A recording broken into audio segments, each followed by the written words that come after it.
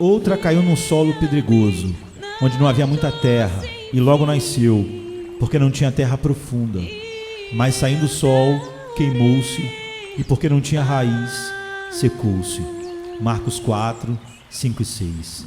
Segundo a parábola, a semente do evangelho cai sobre todo tipo de solo. Alguns dos preciosos grãos caem sobre solo áspero, à beira do caminho, outros caem em solo pedregoso ou em meio a espinhos. E apenas uma parte, talvez a menor porção de todas, cai em boa terra, encontrando ali local apropriado para germinar e crescer. O pregador, portanto, não há de obter sucesso em todas as suas semeaduras. Pode esperar por ampla recompensa da sua obra em geral, mas não deve contar que a boa palavra seja efetiva em toda ocasião. Algumas vezes sentirá o sabor da morte pela morte, não da vida pela vida. Mesmo Jesus, quando pregava, poucos o recebiam. E acerca do ministério de Paulo é dito: uns criam nas suas palavras, mas outros as rejeitavam. Atos 28, 24.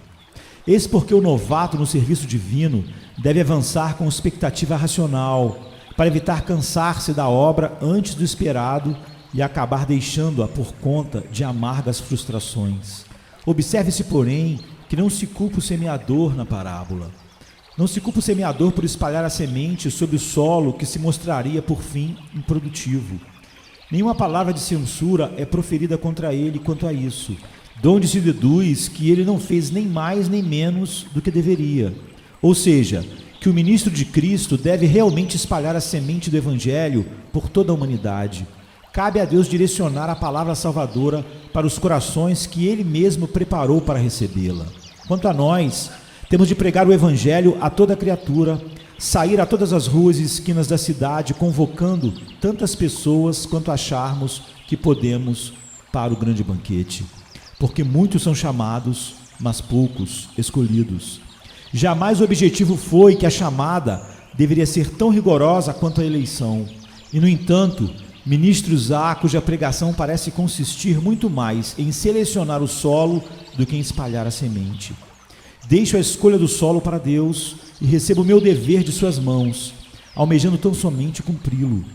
Ouvintes enrijecidos como o solo pedregoso, há uma mancheia de sementes reservada a vocês. Se em vez disso caírem as sementes em meio a espinhos tão abundantes em nossa época, como chuva celestial elas cairão. Mas se Deus as direcionar graciosamente para seus escolhidos, e estes as receberem como o solo apropriado que são, então será obra dele, que jamais poderia ser efetiva por qualquer capacidade ou habilidade minha. Cabe-me semear e regar, e a ele fazer crescer. O melhor disparo de arco e flecha certamente já realizado na história aconteceu por pura sorte, atingindo o rei Acabe por entre a sua couraça e armadura. Do mesmo modo, ao retesar meu arco para pregar o evangelho a toda criatura, minha fé tem a confiança em que o Senhor irá direcionar a flecha para realizar perfeitamente todo o propósito da sua graça soberana. Sinto que tenho à mão um trabalho muito solene a realizar. É sempre um prazer pregar acerca de assuntos encorajadores, mas esta manhã meus temas são peneirar e testar. Temos de nos dirigir a determinadas pessoas, aparentemente boas pessoas, e procurar mostrar que, afinal, não são propriamente o que parecem. Temos de passar na peneira o trigo estocado no celeiro e pode acontecer de ainda haver muito joio a ser descartado. Tal tipo de operação não é muito agradável à carne e requer bastante do Espírito de Deus para que a possamos realizar de maneira correta, a fim de evitar deixar os mais frágeis extremamente atormentados, o que está longe do nosso desejo. Todo discurso categórico necessita de coração semelhante para expressá-lo, mas também de corações dispostos a ouvir. Que Deus permita seja assim neste instante e que o sermão venha a ser de bons resultados para cada um de nós, sejamos professantes ou não do Evangelho. Em primeiro lugar, iremos abordar a condição dos ouvintes de coração pedregoso. Depois iremos examinar qual o principal defeito do seu caráter e, por fim, buscaremos aprender uma lição de tudo quanto ouvirmos. Para começar, temos aqui uma breve descrição de determinados professantes da nossa fé. Vamos ler com atenção o que diz o texto. Diz deles o Senhor, em primeiro lugar, que ouviam a palavra aqueles que foram semeados nos lugares pedregosos. São os que, ouvindo a palavra, imediatamente com alegria a recebem. Marcos 4,16. Desfrutavam do grande privilégio de ouvir a palavra de Deus. Ouviam o evangelho real, não se prendiam a falsidades ritualísticas nem a especulações filosóficas. Era a palavra o que eles ouviam. O semeador não espalhava erva daninha, apenas semente boas. Como são felizes as pessoas que frequentam o ministério que use do evangelho verdadeiro. Que Deus se contente em multiplicar tais ministérios por todo lugar da Inglaterra, bem como seus frequentadores. Como podemos esperar que a salvação venha a nós sem ouvirmos o verdadeiro evangelho, o evangelho salvador das almas? Se ouvirmos apenas ideias e opiniões, filosofias e superstições, palavras humanas, ideias humanas, e não a palavra própria de Deus, então jamais deveremos esperar a salvação, não a verdadeira salvação. O Espírito Santo não salva os homens por meio de mentiras, mas sim se ouvirmos as verdades como estão em Jesus. Poderemos esperar que torne efetiva a nossa conversão, quando assim ela é pregada. Lembremos-nos, porém, que ouvir o Evangelho não é o suficiente. Apenas ouvintes não entrarão no céu. Deve haver tanta ação resultante da palavra quanto é preciso ouvi-la, ouvir o Evangelho verdadeiro. As pessoas eram bons ouvintes, ouvintes excelentes, pois iam além de apenas ouvir. Recebiam a palavra, embora não com poder divino de eficácia sobrenatural. Não obstante a recebiam, isto é, jamais a contestaram, com ela concordavam e reconheciam como a verdade de Deus. Ao ser recebida, a palavra surtia efeito. As pessoas, de certo modo, ficavam impressionadas com ela. Se o sermão falava sobre a ira de Deus por causa do pecado, ficavam alarmadas. Se falava sobre o amor de Deus em Jesus Cristo, eram encorajadas. Nem sempre ouviam os sermões com os olhos secos, nem sempre ficavam com a postura aparente de santos no céu, imóveis e impassíveis, mas sim se recebiam a palavra e esta incitava sentimentos e emoções. As pessoas sentiam seu efeito comovente, sendo levadas a mudar de vida. Voltavam para casa então e limpavam aposentos repletos de imundície, ou seja, limpavam pelo menos o exterior das prateleiras e cristaleiras e cuidavam para que o sepulcro, se não resguardado de estar sujeito às ossadas de um defunto, pelo menos se mantivesse caiado, para evitar chocar algum transeunte. Tais pessoas, enfim, melhoravam e se reformavam exteriormente a partir do que ouviam e até onde fosse possível recebiam. Também é dito sobre elas que logo recebiam a palavra. A palavra não lhes causava qualquer questionamento, dúvida ou conflito. Bastava o pregador afirmar: esta é a palavra de Deus, como está em Lucas 8:11, e elas se contentavam em nisso acreditar, sem sequer querer saber por quê. Enquanto outras pessoas questionam a autoridade da mensagem ou, se reconhecem a autoridade, se debatem com outras dificuldades, as pessoas de que tratamos poupavam esforço, evitando refletir se tratava ou não da religião dos seus pais ou de suas mães. Simplesmente acreditavam e engoliam a pílula de olhos fechados, sem se importar se ouviam a verdade de Deus ou uma mentira de Satanás. Jamais incorriam em qualquer coisa como ruminar a doutrina, concordando totalmente com tudo quanto lhes era ensinado. Os pregadores não poderiam desejar material mais facilmente maleável que este.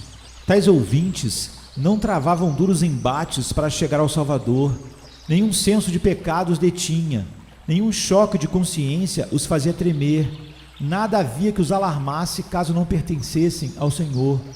Não havia prova ou peneiramento algum para saber se possuíam arrependimento real ou fé aceitável. Lançavam-se à crença como a quem pula na piscina, com o corpo todo de uma vez.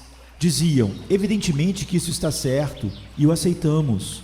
E todos de fato o aceitavam, sem qualquer profundidade de reflexão ou peso de julgamento.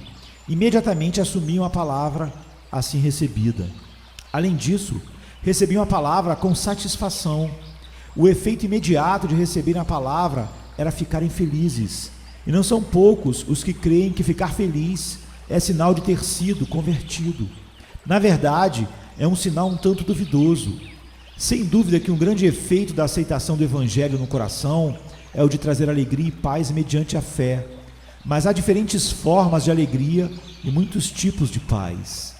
Há paz que não é fruto da graça, mas de satisfação natural, bem como paz que provém de ilusão e não do Espírito Santo de Deus. Não podemos simplesmente concluir que estamos salvos por nos sentirmos muito felizes. O rico que depois foi para o inferno estava muito feliz enquanto lucrava todos os dias na terra. O fazendeiro ficou muito feliz ao examinar seus estoques e planejar trocar seus celeiros por outros maiores. E até o filho pródigo era feliz enquanto desperdiçava sua vida com frivolidades. Tais felicidades são diferentes daquela que vem exclusivamente da verdadeira fé. Diz o cristão cujo solo era pedregoso: minha mãe, que cristão feliz ela é! Já a vi resistir a enormes provações, aliada ao Espírito de Deus. Já reparei que, quando temos luto em casa, ela fica em enorme paz. Eu me agarrarei a Cristo, pois então serei feliz como ela é. Estes ouvintes do solo pedregoso pensam ser de muita felicidade o fato de serem salvos, como de fato o é, mas se baseiam neste fato somente. Ser perdoado, ser um filho de Deus, ser aceito no amado, como devem ser preciosas estas coisas. E que deleite em ser contado em meio aos santos de Deus, desfrutar da comunhão à mesa, ser amado e respeitado na igreja. Não são fontes de alegria? Ir por fim para o céu, morrer de forma triunfante, ser admitido na moradia onde Jesus permeia a glória, que coisas esplendorosas! Quem há de duvidar?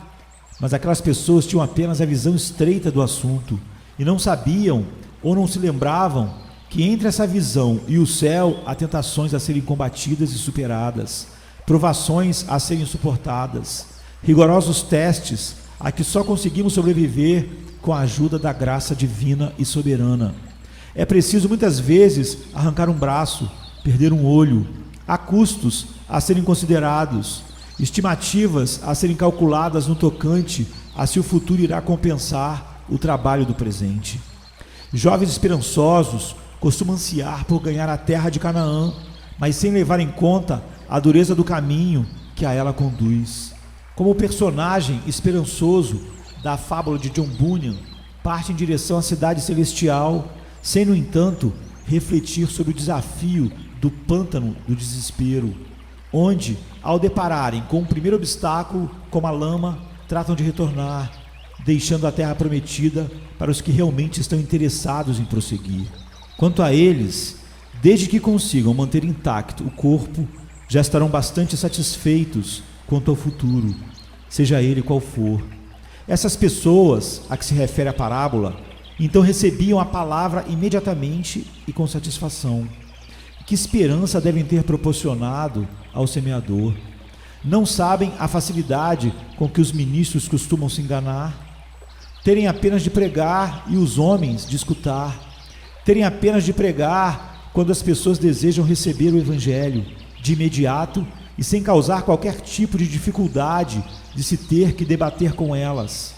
Quando as pessoas recebem o Evangelho com satisfação e não há necessidade alguma de encorajá-las, nem de responder a dúvidas e ansiedades com milhares de promessas retiradas da palavra de Deus.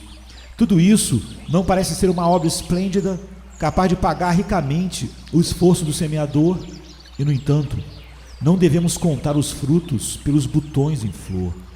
Nem tudo que reluz é ouro, e nem todo ovo que esteja sendo chocado pode ser contado como futuro pintinho.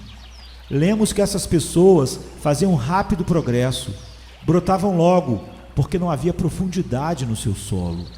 O crescimento era rápido por conta do solo raso. Eram dessas pessoas que ouvem o Evangelho e imediatamente o recebem e logo têm certeza absoluta de que estão salvas. Sentem-se cheias de júbilo e logo se apressam em se batizar e fazer profissão de fé. Não dão tempo a si mesmas de ver se podem manter tal fé ou buscar obter a graça para que não precisem correr antes de serem chamadas. mas logo se lançam como uma fagulha em um monte de pólvora. Fazem profissão de fé e são capazes até de, na semana seguinte, se oferecerem para ensinar na escola dominical. Têm tanta certeza de estar no caminho certo que estranham que outros peregrinos não viajem com elas com tanta rapidez. Quando ouvem relatos de cristãos duvidosos quanto ao seu estado, replicam: que bobagem, há motivos para se questionar. Quando vem um crente, mesmo veterano, tremer de examinar-se a si mesmo, aconselham: você não deve se examinar jamais, absolutamente. Jamais pensar a respeito de mudanças que ocorram em seu interior. São pessoas que receberam um evangelho unilateral, que as satisfez quanto à obra do Espírito de Deus na alma, quanto ao zelo santo, um dos melhores frutos da santidade vital, pouco ou nada conhecem ou sabem.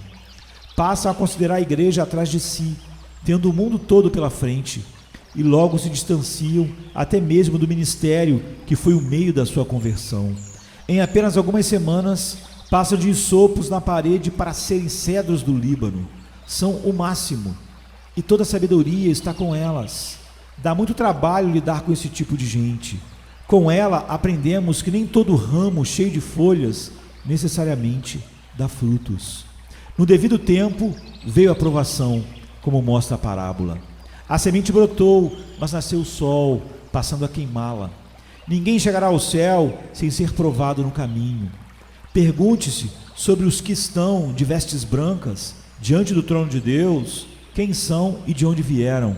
E a resposta será: estes são os que vêm da grande tribulação e lavaram suas vestes e as branquearam no sangue do Cordeiro.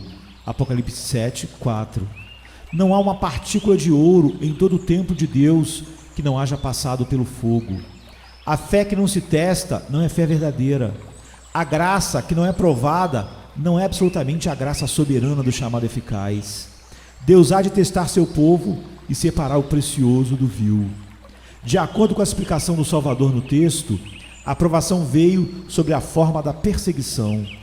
Há quantos há que receberam a palavra com facilidade e felicidade, que se por isso tivessem de enfrentar uma fogueira em praça pública, logo abandonaria a profissão de fé, pois seria quente demais para eles.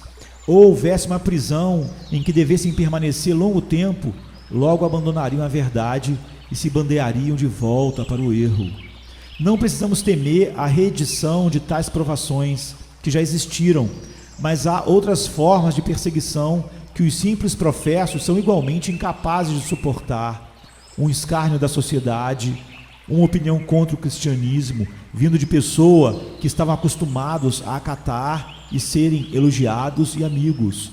O olhar crítico da cultura em que vivem, o olhar crítico de alguém em posição supostamente superior e que age com desprezo para com aqueles que professam Cristo. Comentários desfavoráveis de um pai ou a oposição de um marido ou uma esposa. O abandono de uma pessoa amada com quem se esperava ter uma vida pela frente.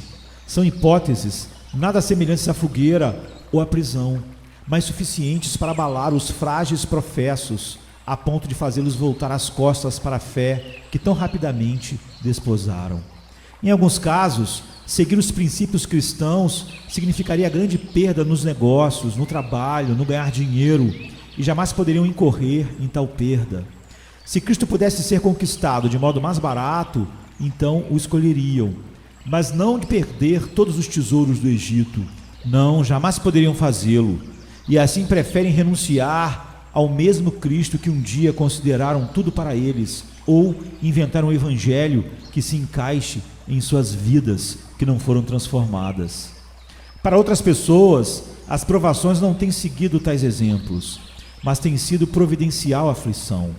Eu me lembro dolorosamente de um irmão e sua esposa, membros desta igreja por algum tempo, dos quais era verdade, segundo afirmavam, que a partir do instante em que fizeram profissão de fé, começaram a passar apuros. E ocorreu então de renunciarem ao consolo espiritual dessas aflições, pois chegaram à errônea conclusão de que de certo não seriam filhos de Deus, pois Deus não os perseguiria, conclusão que nada tem a ver com os ensinamentos das Escrituras. Muitos aceitam Cristo somente quando os acaricia no rosto, mas não quando se torna necessário admoestá-los e repreendê-los. Seguem o Senhor quando há nele provisão, mas não acreditam em um Deus que seja capaz de testá-los com a carência.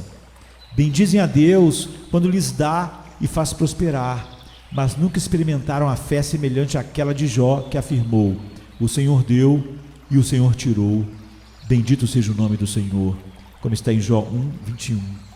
Pode ser também que quando fizeram a profissão de fé, não soubessem muito sobre as tentações desta vida, mas agora que mudaram de vida, chegaram a uma situação em que há pessoas que lhes falaram muito sobre os perigos dos vícios e prazeres.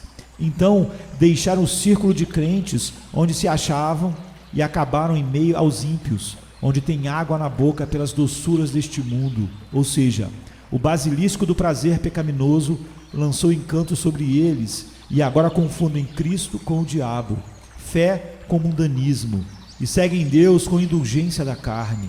Muitas vezes é este justamente o caso. Ou talvez outro aparente brilhar do sol surgiu sobre eles. Pensavam crer no Evangelho, mas caíram em meio a contestadores. Estão cercados por um círculo de pessoas céticas, ouvindo argumentos que jamais tinham ouvido antes, sem ter como julgar as novas ideias, nem refletir sobre os motivos pelos quais acreditavam em Deus e em Cristo, e se acham altamente atarantados. Não tem profundeza no solo, não há raiz que lhes sustente a verdade com convicção, nem há neles um discernimento categórico. Assim, basta encontrar um ateu, ou um ateísta, ou um deísta, ou simplesmente alguém que corrompe o Evangelho, ou algum outro cético, e acabam como paina diante do vento. Não tendo seu barco lastro algum, a primeira brisa que lhes abate leva-os ao naufrágio. Como é bom poder estar estabelecido, enraizado, firme, assentado na fé. Eu me lembro de alguém que disse: quando leio os argumentos trazidos dos infiéis sobre o Evangelho, rio deles com muito desprezo, pois nenhum é profundo, sagaz ou difícil de responder, como os argumentos que meu próprio coração usou contra o Senhor em tempos passados e que, tendo sido debelados e superados, me fazem sentir mais do que capaz de fazer frente à fraca oposição desses homens indignos. É maravilhoso não ser abalado nesses momentos de ceticismo, conhecendo o Senhor mediante relacionamento íntimo com Ele, conhecendo sua verdade pela consciência interior, pela leitura devotada da Palavra de Deus, tendo os olhos abertos pelo poder superior do Espírito Santo que nos chama soberanamente. Muitos ouvintes e recebedores da palavra têm sido destruídos por críticos infiéis, mas por nada saber inteiramente do Evangelho, foram facilmente enganados. Também é dito das pessoas o solo pedregoso que, sobrevindo-lhes tribulação ou perseguição por causa da palavra, logo se escandalizavam. Seu amor pelo Evangelho cessa com a mesma rapidez com que haviam assumido. Não pararam no início para se perguntar por que deveriam ser cristãs e agora também não param para refletir por que renunciar à profissão de fé já feita. Tomaram a fé como se fosse o pão saído ainda quente do forno e o abandonam antes que esteja frio o suficiente para o comer. Quando alguém dizia: creiam, creiam, creiam, logo se empolgaram. Mas se outra pessoa vem e clama: não creiam, não creiam, não creiam, logo se voltam na direção contrária. Seguem a multidão em um súbito movimento de reavivamento e logo passam a acompanhar outra multidão que se retrai e afasta em acomodamento. O ministro que as admitiu pela porta da frente as vê agora ir embora pela porta dos fundos. Elas o desapontaram, causaram problemas na igreja e agora parecem dedicar um empenho em renunciar à fé equivalente aos que fizeram para professá-la. Almas infelizes, voláteis em tudo, frívolas quanto à seriedade da eternidade, prontas a agirem corretamente, se corretamente conduzidas, assim como prontas a agirem erroneamente, se conduzidas de modo perverso. Não tendo qualquer pensamento próprio, são como moluscos, sem espinha dorsal, são meras águas vivas, nada de sólido ou consistente nelas se encontra. A casa que constroem sobre a areia não tarda mais para ser derrubada pela enchente que para ser erguida. Não existe alicerce algum sobre a rocha. Não há compreensão da verdade, nem princípios, nem das doutrinas bíblicas. O que os motiva é submissão e persuasão, admiração da eloquência e desejo de aprovação. Infelizes, infelizes, permita Deus que jamais pertençamos a tal classe de pessoas. O segundo ponto agora, seu principal defeito. Ele consiste, em primeiro lugar, em um coração inquebrantável.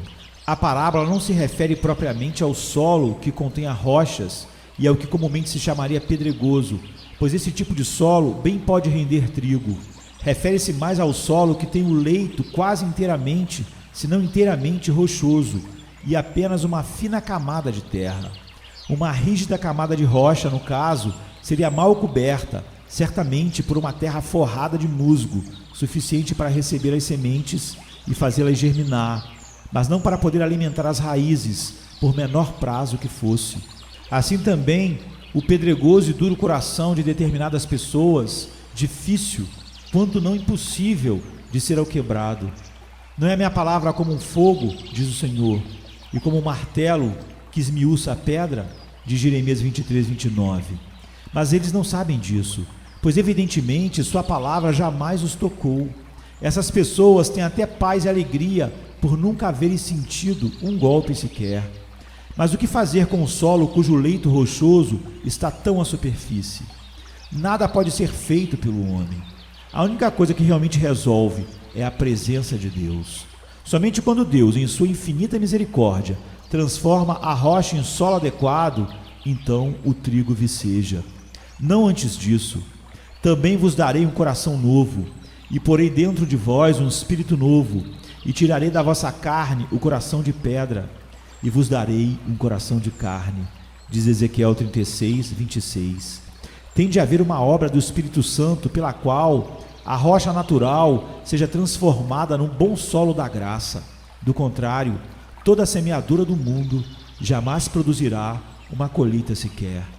As pessoas de que tratamos, no entanto, pularam esta parte. Na verdade, nem lhes é muito agradável ouvir falar desse assunto. Gostam de pregadores que falam somente da simples fé na obra de Jesus, sem nunca mencionar a obra do Espírito Santo, a obra soberana. Pregadores desequilibrados, mensageiros cujas pernas não são iguais, que pregam apenas meia mensagem de Deus e nada mais. Em tais ensinamentos, elas encontram a paz sem qualquer ameaça de perturbação da alma e encontravam conforto sem qualquer novo nascimento. Quanto ao arrependimento, aquela graça antiquada desprezam. Jamais souberam o que é chorar diante de Deus por conta do pecado. Jamais sentiram terror por algum sentido da ira de Deus, nem temor de que a sentença de Deus fosse executada. Passaram para a terra da esperança sem atravessar a cruz da lamentação, o que me faz ficar cada dia mais desconfiado do cristianismo da pessoa que não segue tal caminho. Há boas razões para desconfiar se a graça soberana realmente colocou as mãos sobre alguém que se cura antes de se machucar, que se veste antes de se desnudar primeiro, que é preenchida antes de se esvaziar, que revive antes de perceber que está morta. Essas pessoas de coração inquebrantável têm alegre esperança e confiante alegria, as quais, no entanto, chegam ao fim do mesmo modo como acontecerá a você ou para mim se ficarmos alheios ao penar. Que seja sempre lembrado que, do mesmo modo como é verdade que aquele que crê em Jesus Cristo será salvo, também é verdade que necessário vos é nascer de novo, como está em João 3,7. Em verdade vos digo que se não vos converterdes e não vos fizerdes como crianças, de modo algum entrareis no reino dos céus, como está em Mateus 18,3. O que é nascido da carne é carne, e o que é nascido do Espírito é Espírito, como está em João 3,6. E carne e sangue não podem herdar o reino de Deus, como está em 1 Coríntios 15:50. É apenas o nascimento do Espírito, o chamado soberano que dá nova vida, a natureza espiritual que pode ingressar em assuntos espirituais e se tornar possuidora das alegrias espirituais. Um coração inquebrantável é um defeito fatal. Isso leva a uma segunda falta, a saber, a falta de profundidade. O ouvinte do Evangelho, cujo coração seja como o solo pedregoso, tem dele apenas superfície, portanto, tudo nele é superficial. Não há profundidade nessa terra para ser arada, e o coração feito de pedra jamais foi quebrado. Isso acontece com muitos que dizem ter se convertido, mas que jamais examinaram os próprios pecados. Sim, somos pecadores, eles rapidamente reconhecem. De certo que somos todos pecadores, mas sentir o que é ser um pecador é algo bastante diferente. Muitos nunca sentiram o que é ser esmagado pelo sentimento de ter violado a lei sagrada de Deus. Quanto a Jesus Cristo, sim, Ele é o Salvador.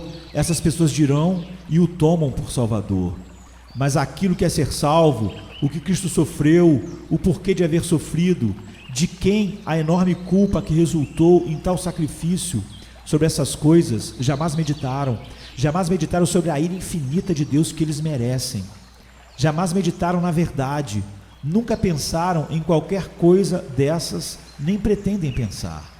As abelhas pousam nas flores e sugam o néctar, mas as borboletas param sobre os lírios só um instante para logo voarem novamente, como um verdadeiro símbolo daqueles que tolamente fingem ter obtido a graça divina.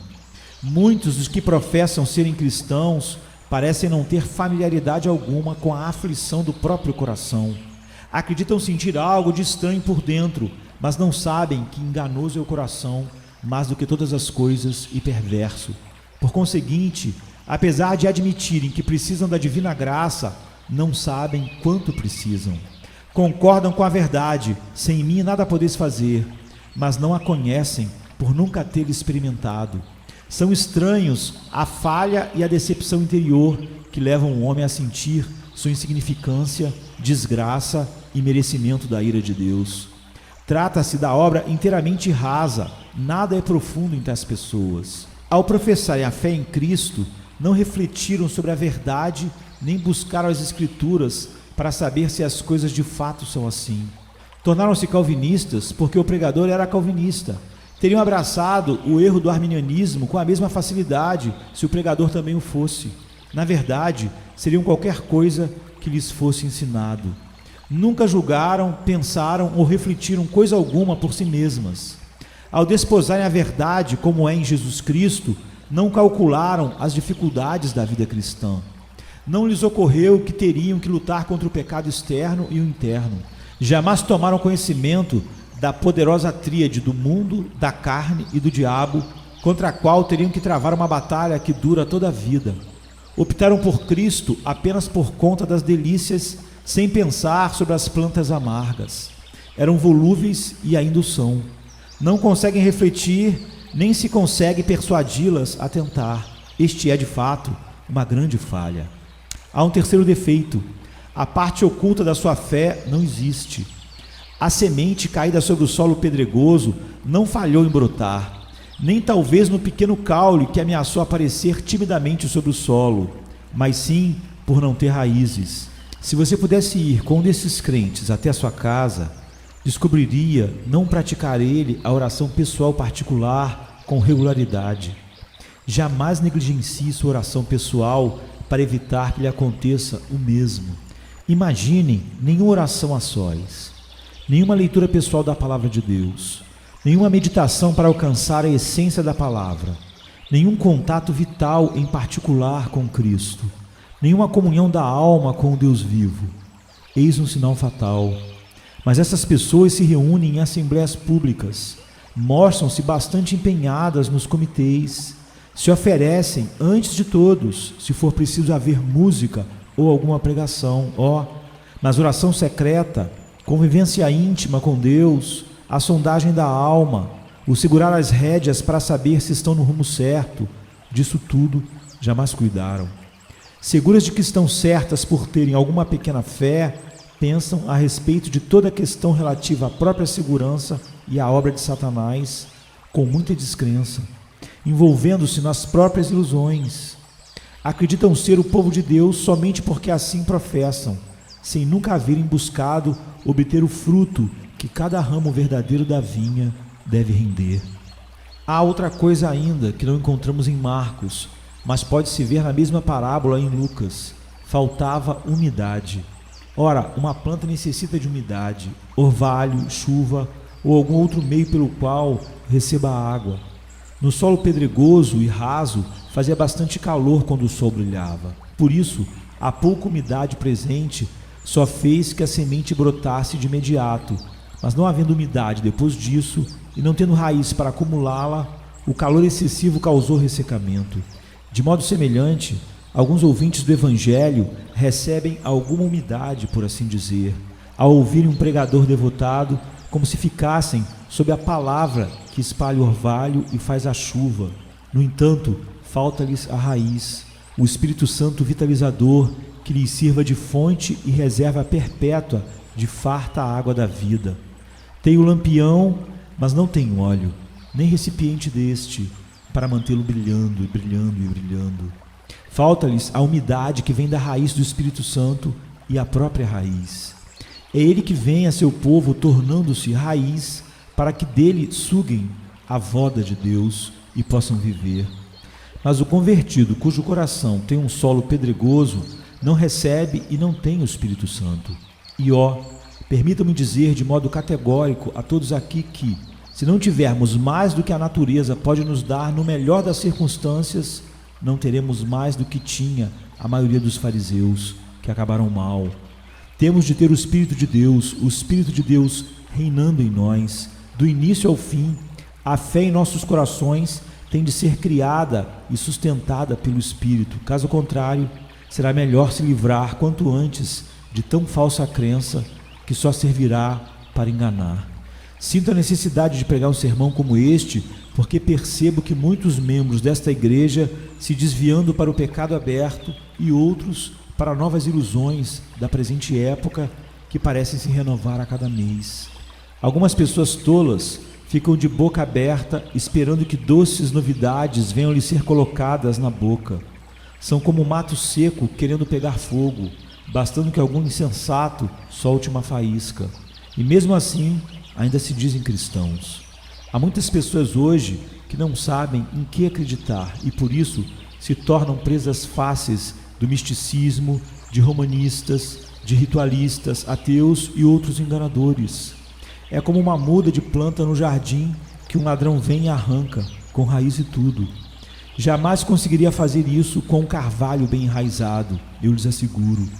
Se formos todos firmes como carvalho, creremos naquilo em que devemos crer, saberemos de que precisamos e teremos fortes princípios em que nos manter firmes. Os antigos dissidentes da Igreja Oficial Inglesa podem ter parado na prisão ou na fogueira sem oferecer resistência, mas fazer que abrissem mão da sua fé ou deixassem de lado seus princípios cristãos seria impossível. Muito sinto pelos filhos degenerados desses pais tão vigorosos. Se aquilo em que você acredita não for verdadeiro, jogue fora.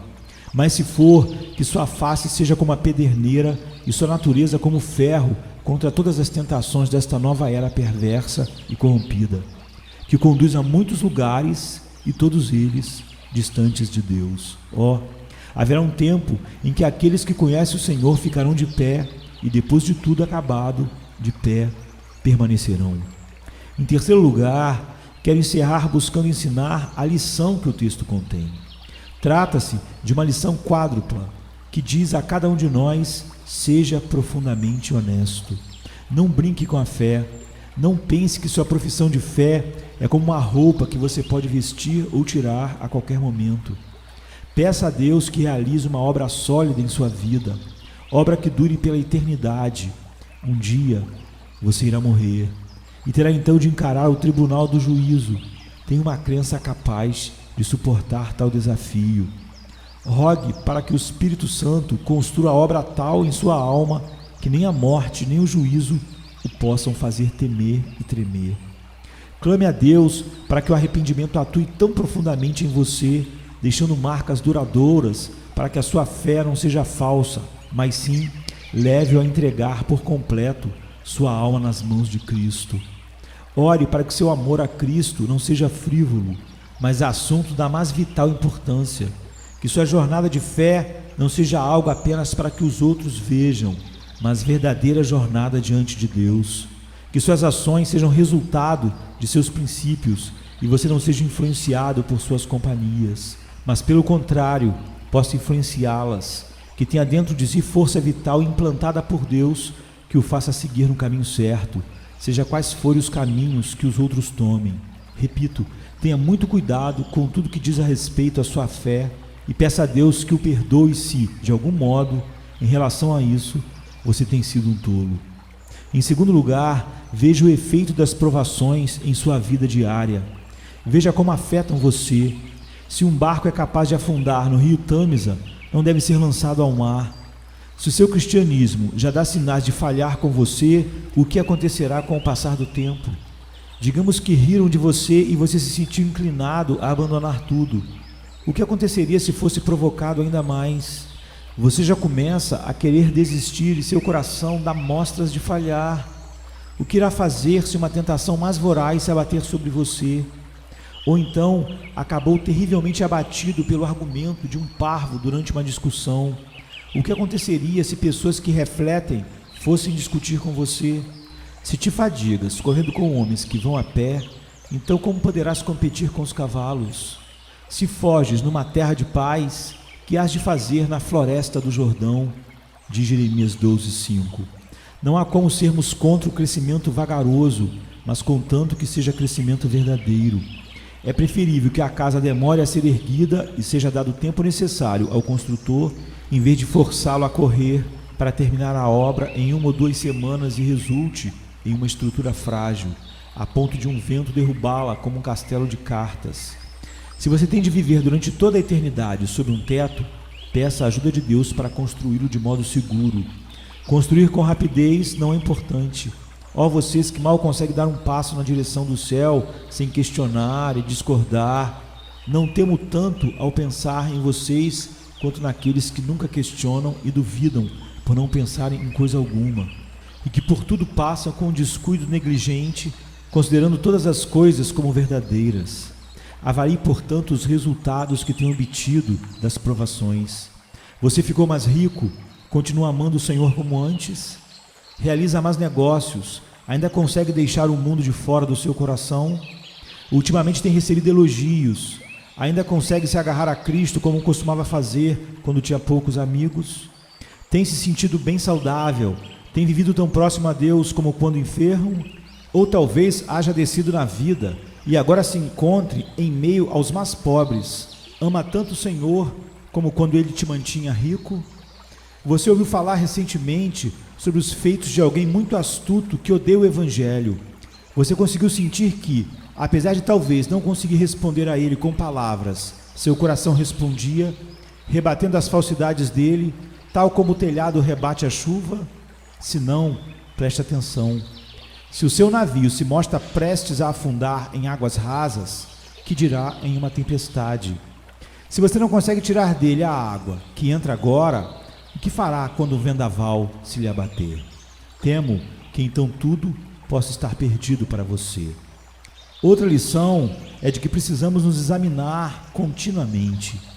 Muitos entram diariamente com pedidos de liquidação dos seus negócios na vara de falências. Mas pelo que me consta, ninguém o faz por excesso de zelo em suas atividades financeiras. Jamais ouvi falar também sobre fazendeiro algum que tenha perdido a colheita por ter sido diligente demais nos cuidados para com a sua lavoura. De todas as almas que se perdem, nenhuma jamais pereceu por ter sido excessivamente rigorosa na avaliação de si mesma. Caros irmãos, optem também por um ministério fiel e avaliador. Não busque um pregador de voz macia que sempre diga: consolai, consolai o meu povo, como está em Isaías 40, versículo 1. Se você deseja consolação, você a terá, mas é preciso também que deseje examinar-se. É preciso que assim faça.